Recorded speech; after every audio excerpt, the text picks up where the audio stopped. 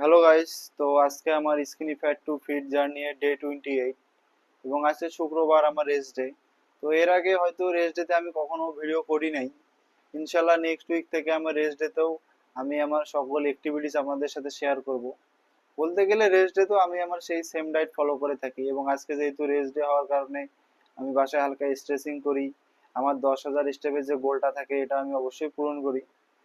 তো এর সাথে আমি আরেকটা জিনিস আপনাদের সাথে শেয়ার করতে চাই, সেটা হচ্ছে এই কয়েকদিনের জার্নিতে আমি একটা জিনিস জানতাম না যে আমার যে হোয়াইট রাইসটা খাচ্ছি এটা হচ্ছে সিম্পল কার্বোহাইড্রেট। তো এটা আমি এখন থেকে ত্যাগ করব, এবং এখন থেকে আমি ব্রাউন রাইসটা খাবো, কমপ্লেক্স কার্বোহাইড্রেট। তো এটা নেওয়ার চেষ্টা করব ইনশাল্লাহ। এবং ইনশাল্লাহ নেক্সট উইক থেকে আমি ক্রিয়েটিন নেওয়া শুরু করব, এবং যেদিন থেকে নেব ওই দিন আপনারা জানতে পারবেন ক্রিয়েটিন নিচ্ছি।